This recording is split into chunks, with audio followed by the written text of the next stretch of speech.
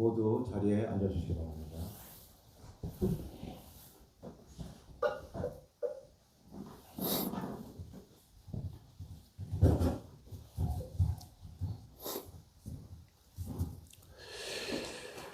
오늘 일요법회 우리 주지 스님이 하셔야 되는데 이 차, 저 차 이런저런 사연으로 잠시 외유 중이라서 불이 나게 이렇게 제가 대신 올라왔습니다. 우리가 내일 지장제일이고 또 스님들 법문을 하다 보면 자주 듣는 개송이 하나 있다. 아메 타볼제하방 착득 심두절망망하라. 염도 영궁무념처하면 육문상방 차금광하리라. 제 지낼 때마다 하는 연불이에요 이거. 귀에 못이 박히도록 들어온 연불이다. 아미타 부처님이 어디 계시나 이리 찾아보고 저리 찾아보고 무지개를 쫓아서 산을 넘고 강을 건너서 집신짝이 해지도록 돌아다녀 봤다. 우리가 찾는 게 그거잖아. 극락정토. 서쪽으로 가만 있나 보다 싶어서 비행기 타고 서쪽으로 갔더만은 결국은 출발한 그 자리에 되돌아오더라. 서쪽도 아니고 동쪽도 아니고 남쪽도 아니고 북쪽도 아닌데 아미타 부처님은 과연 어디에 계신가? 답이 없는 질문이요. 답이 있으면 또 딴짓한다. 답이 없어야 오직 그 생각 하나로 살아가는 거예요. 밥 먹을 때도 아미타 부처님이요. 잠잘 때도 아미타 부처님이요. 청소하거나 빨래하거나 무엇을 하든지 간에 오직 나무아미타불 관세음보살 해야 되는데 답이 있으면 조금 전에 얘기했듯이 또 다른 망상이 일어나더라. 생각이 일어난다 이거예요. 아미타 부처님이 어디 계시냐 여기서 생각을 끊어버리기 위한 것인데 그래서 그 생각이 아미타 부처님 해답 없는 아미타 부처님 어디 계신지 모르는 아미타 부처님을 찾는 그 한 마음을 간절하게 수지하면 그 한 생각마저 사라진 그 자리 염도 영궁무념처라 그 아미타 부처님을 염하는 그 한 생각마저도 사라진 그 자리 그때 영문 상방자 금강하리라. 안이비설신이 이 번뇌의 출입구잖아. 눈으로 무엇을 보니 쓸데없는 마음이 쏙 들어와 가지고는 다시 내 마음을 뺏어가 버리잖아. 자주 하는 얘기인데 백화점에 가더라도 그죠? 그 명품이나 옷이나 이게 눈에 들어오지 않으면 마음을 뺏기지 않아. 그냥 확 질르지 않는다고. 그런데 아미타 부처님은 10만 8천리 도망가 있고 옷만 눈에 들어오는 거야. 야, 가을 왔으니까 신상 한 벌 개비해야지 하면서 또 질른단 말이야. 겨울 되면 작년에 입었던 옷은 다 헌옷이고 헌옷은 없는 옷이더라. 그게 또 질른다고. 옷이 없어서가 아니라 내 마음에 아미타 부처님을 놓쳐버리니까. 그래서 안이비설신이는 내 마음을 뺏어가는 번뇌망상이 들락날락하는 출입구더라.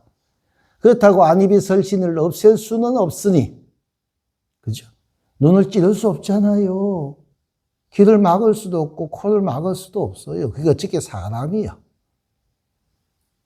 눈을 뜨고 귀로 듣고 코로 냄새 맡아도 아미타 부처님이 문지기 노릇을 하고 있으면 지팡이를 탁하니 짚고서 도적놈이 들어오는 그 길목을 차단하고 있으면 마음을 뺏길 일이 없더라. 번뇌가 일어날 일이 없더라. 우리가 아미타 부처님을 찾아요. 오늘은 관세음 보살님을 찾았잖아. 그 왜 찾느냐 봤더만은 다들 사연들은 있어. 사연 없는 사람이 어디 있어. 이런 사연 저런 사연으로 일구월신 관세음 보살님을 찾네. 그럼 관세음 보살님을 찾으면 관세음 보살님만 있어야지. 거기에 온갖 양념들이 추가되더라. 기도하면서. 그러니까 아미타 부처님이 아니요. 이것저것 치장을 하다 보니까 욕심으로 치장을 하다 보니. 그러니까 사랑으로 시작한 기도가, 그죠? 자식을 위한다, 누구를 위한다, 사랑으로 시작한 기도가 욕심으로 바뀌어가. 온갖 채색이 가해지다 보니까 그게 집착이 되고 또 망상이 되는. 오직 이 자리에는 관세음 보살님 이해는 없어야 되거든요. 앉아있는 관세음과 찾는 관세음이 어느 순간 만날 거 아니야. 떨어져 살던 중생과 부처가 떨어져 살다가, 그죠? 이 법당에서 만나는 날이요. 견우직녀가 만나듯이 만나는 날이요. 그 만나면 어떻게 된다? 내가 부처가 되고 부처가 내가 되는 자리가 이 법당이거든. 근데 욕심이 딱 38선 갈라놓듯이 갈라놓고 있네. 그 사이에. 이 자리에서는 그 무엇도 없어야 된다. 우리가 다 알고 있는 얘기, 내가 수덕사 스님이라는 건 다 아시죠? 모르는 분은 이제 알면 돼. 까짓 거. 그런 거는 별거 아니야. 그 수덕사에 전설이 하나 있단 말이야. 수덕이라는 이름, 덕숭산 수덕사 그러는데, 여러분들도 아시는 스토리. 그 홍성, 지금 홍성, 홍주 땅에 살고 있던 수덕이라는 총각이 산에 그 사냥할 곳도 없는데 사냥하러 갔다가 산속에서 덕숭이라는 이쁜 아가씨를 만나고 뿅 갔다 그러더라. 한눈에 반했어. 대시를 해야 되잖아, 그죠? 아가씨, 나랑 오늘부터 1일 합시다. 당신이 너무 마음에 드니까 오늘부터 1일 하자고. 요즘 젊은 친구들 하는 얘기 있잖아. 오늘부터 1일 그러는 거. 여러분들도 부처님과 오늘부터 1일 하면 되잖아. 나 오늘부터 부처님처럼 살래요 하면서. 근데 어쨌든 그 수덕이라는 총각이 덕숭낭자한테 뿅 가서 일구월신 찾아와서 갈구하고 있네. 1일 하자. 나랑 사귀자. 나랑 같이 살자. 결혼해서 알콩달콩 애 낳고 100년 해로하자. 얼마나 열심히 찾아왔겠어요. 그런 이제 덕숭낭자가 오케이, 오늘부터 1일 합시다. 근데 나 소원이 하나 있는데, 나는 참 부처님 법이 너무너무 좋고 공부하는 스님들 모습만 봐도 환희심이 나고 나도 저렇게 살려고 발언했는데 인연이 닿지 않아서 출가를 못하니 절이라도 하나 지어서 불사라도 해서 스님들, 부처님 모시고 스님들 공부하는 모습을 지켜보는 것만으로도 만족할 테니까 절 한 채만 지어주면 당신과 100년해로 하겠소. 그러니 이제 수덕이라는 이 총각의 눈이 돌아갔으니 절을 지어 안 지어? 절을 짓지. 얼마나 이쁜데. 예? 그러니까 자제를 구해서 절을 짓기 시작해. 불사를 시작해요. 그런데 이 덕숭낭자는 부처님을 모시고 정진하는 꿈에 부풀어서 불사를 하는데, 이 수덕이라는 총각은 그 이쁜 여자와 사귀기 위해서 온 마음이 부처님으로 도배해도 불사가 이루어질까 말까 한데, 뭐 한다? 오직 여자와 결혼해서 사는 생각만, 덕숭낭자와 사는. 그러니 수덕사 불사 얘기에 보면 불이 몇 번 나요. 집을 지으면 불나서 홀랑 타버리고요. 수독총각이 불사를 해서 집을 지으면 홀랑 타버려요. 이게 탔다는 얘기가 진짜 탔다는 얘기는 아니고, 이 수독총각의 마음에는 부처님이 들어앉아 있지 않고 오직 여자만 들어앉아 있은 거예요. 부처님 집을 지으면서 장엄한 부처님을 모시고 스님들이 공부하는 그 환희심에 젖어서 불사를 해야 되는데 여자랑 같이 살 생각만 하네. 그러니 아무리 큰 공덕이라고 할지라도 한 줌 먼지로 돌아간다. 부처님을 모시고 기도한 원력으로 수행을 해야지. 아미타불제하방 이렇게 해야지. 덕숭낭자 언제 만나지? 오늘 요만큼 지었으니까 내일 조만큼 짓고 나면은 만날까? 손잡을까? 네? 부둥켜 안을까? 요 생각만 하고 불사를 하니 짓는 족족 한 줌 먼지로 사라지더라. 그걸 옛날 말로는 불났다고 표현해야지. 네? 그러니 이 덕숭낭자가 염원했던 불사는 까마득한데 이루어지지 않는 거예요. 답답한 건 누가 답답해요? 수독총각이, 그죠? 답답하잖아. 빨리 지어서, 그지? 부처님 모셔놓고 지는 이쁜 덕숭낭자와 살 꿈에 젖어 있는데 짓는 족족 불이 나서 없어지니까. 두 번, 세 번 아무리 지어도 안 되니 자문을 구하니 니는 지금 부처님 모시는 절을 지으면서도 니 안에 부처님은 없고 여자만 들어앉아 있지 않느냐. 그런 불사를 하는데 어찌 불사가 성취가 되겠느냐. 불사를 할 때는 오직 부처님만 염해라. 아미타불 제하방과 똑같은 착덕 심도절망망하다. 이 부처님 마음을, 그죠? 한결같이 유지하되 그 마음이 다 사라질 때까지, 그 마음조차도 사라질 때까지 일구월심 정진하는 마음으로 불사하라. 그래, 그날로부터 덕숭낭자는 있고, 목표는 덕숭낭자와 결혼하는 거지만 덕숭낭자는 있고 오직 부처님만 마음에 두고 불사를 하니 불사가 짱 하고 성취가 되더라. 그때 그 덕숭낭자가 수독총각 앞에 현신하는데 그때도 이쁜 아가씨였을까? 이 설화의 끝자락은 뭐냐면 이 덕숭낭자가 관세음보살님의 화현이다. 욕망으로 바라볼 때는 이쁜 여자였는데, 그죠? 욕망으로 바라보니까 이쁜 여자였어. 그런데 무심으로 바라보니 내 안에 관세음보살님이 들어와 있으면 그게 바로 무심이라는 거거든요. 어떤 분별 망상도 일어나지 않으니까. 딴 생각이 일어나지 않잖아요. 아니, 관세음보살 문지기가 딱 지키고 있는데 어떤 도적놈이 들락나갈라. 무심으로 바라보니 그 덕숭낭자가 관세음보살님의 화연이었더라. 그래서 이 수독총각도 발심을 해서 집을 짓고 수행을 하게 되죠.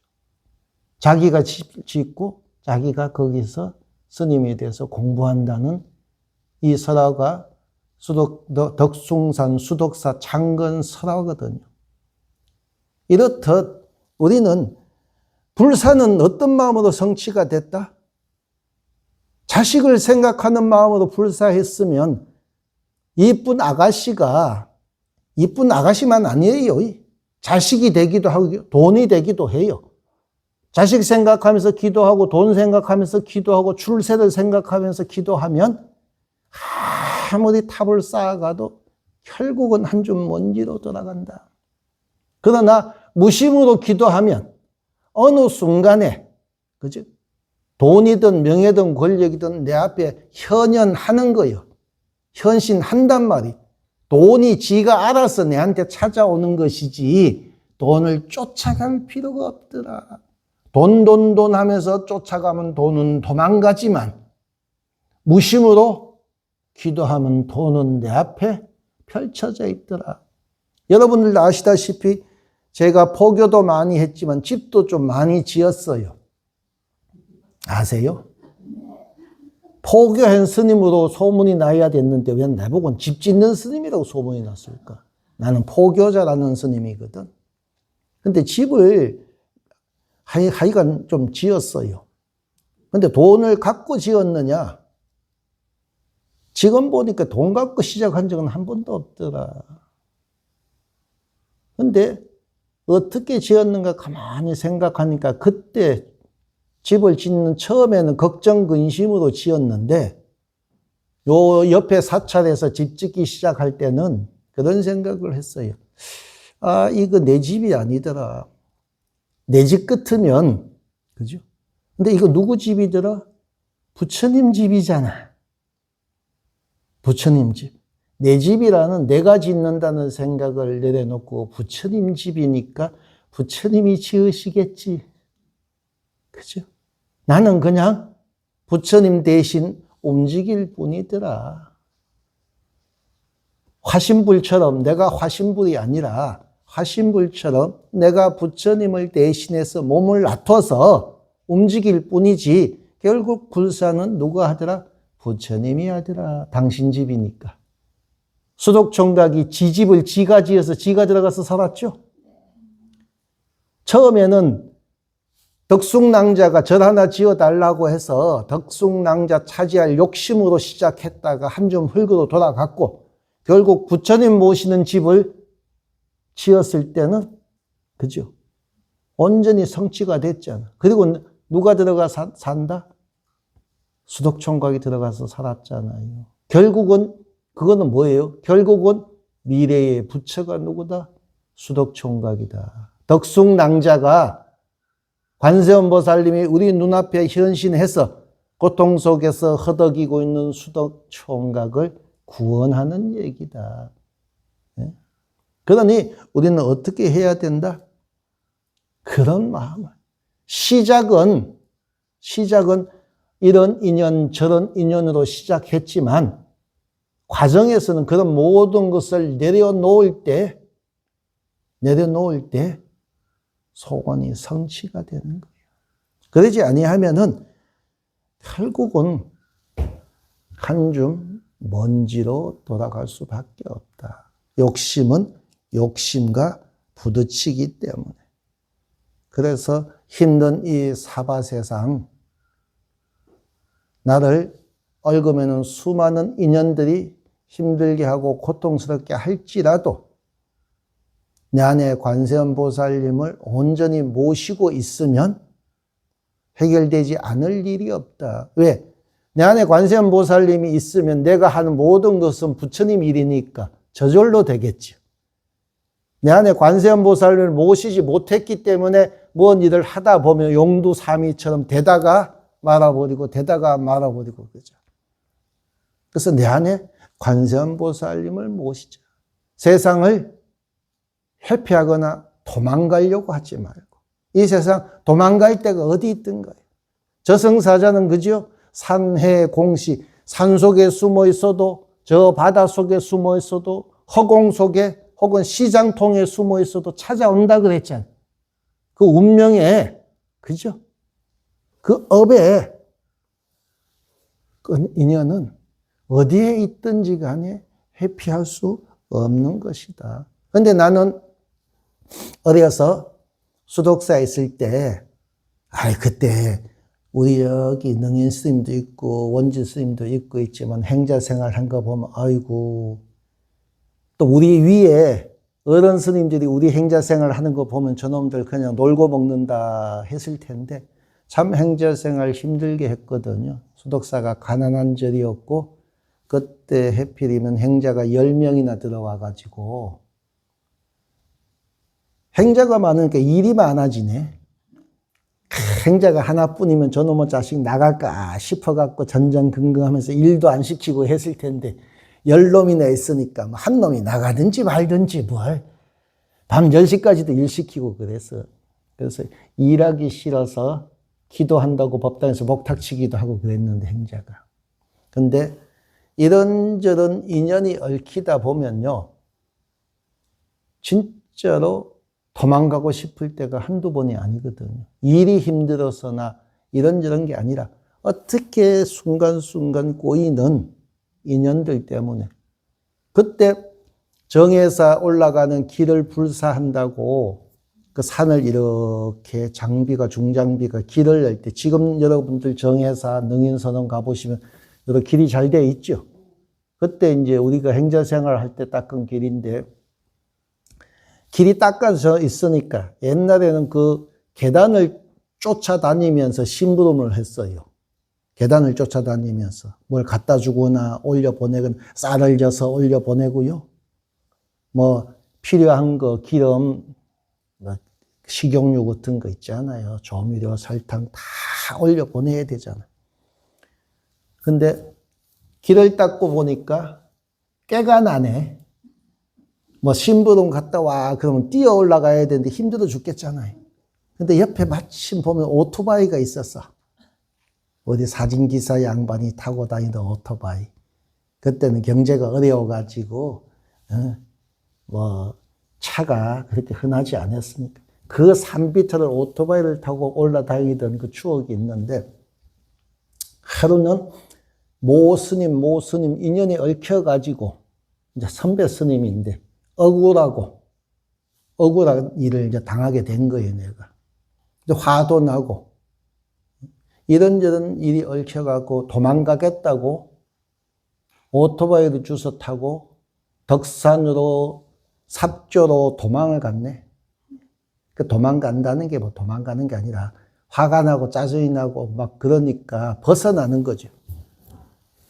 아무리 오토바이를 차고 천리 말리 내가 도망을 간들, 여러분들도 마찬가지잖아요. 여러분들이 살아가는 삶에서 벗어나고 싶거나 도망가고 싶을 때 어디 한두 번이었겠어요. 근데 아무리 멀리 도망간다고 한들 결국은 지자리잖아. 혹은 벗어났다고 해도 또 다른 지옥이 나를 기다리고 있지. 내가 벗어난다고 해서 천당극락이 내 앞에 기다리고 있는 거 아니에요. 여기에서 벗어나면 딴 세상이 펼쳐지겠지. 다른 지옥이 펼쳐진다는 거 여러분 알잖아. 삶의 쳇바퀴라고 하는 것은 운명의 이 쳇바퀴는 그렇게 벗어나는 게 아니더라. 회피한다, 도망간다고 해서 벗어날 수 있는 게 아니더라. 결국은 그 업을 다 하지 못하면, 업을 씻어내지 못하면 여러분들은 어디에 가 있더라도 업에 구속을 받을 수밖에 없어요. 그러면 거기서도 갈등이 생기고 우울해지고 화가 나고 스트레스 받고 싸우게 되고 끊임없이 반복되잖아요. 그래서 얘기했잖아. 아미타불지하방 보초 하나 세워놓자. 그래서 내 안에 그 어떤 도적놈도 들락날락하지 않게끔만 한다면 나는 평화로운 삶을 살 수가 있다. 그 들락날락하는 도적놈 때문에 내가 괴로웠던 것이지. 그리고 그 스님이 나를 힘들게 했다고는 하지만 가만히 생각해 보니까 그 스님은 원래 그랬거든. 그때만 그런 게 아니라 원래 그런 스님이었어. 우리가 하는 말 있잖아요. 그 스님을 얘기하는 게 아니라 원래 그래. 그 인간 원래 그래. 겨울 되면 원래 그렇죠. 왜? 겨울 되면 원래 춥잖아. 여름 되면 원래 덥죠. 꼭 사람만 얘기하는 게 아니에요. 돈이라든지 시간이라든지 모든 거 보면 원래 다 그래요. 내가 다 인지하고 있으면서도 내 욕심 때문에 그렇지 않기를 바라고 스스로가 그런 생각을 지워버리니까 원래 그런 사람이 원래 그런 짓을 했는데 내가 화난 거지 그 스님 때문에 화가 난 게 아니었거든. 따지고 보니까. 원래 그 스님은 그랬어. 원래 자식은 그래요. 언제나 그래요.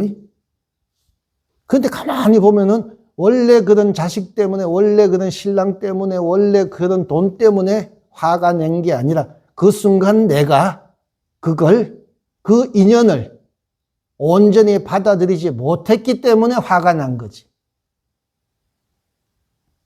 주인공이 된다는 것은 바로 그런 거예요.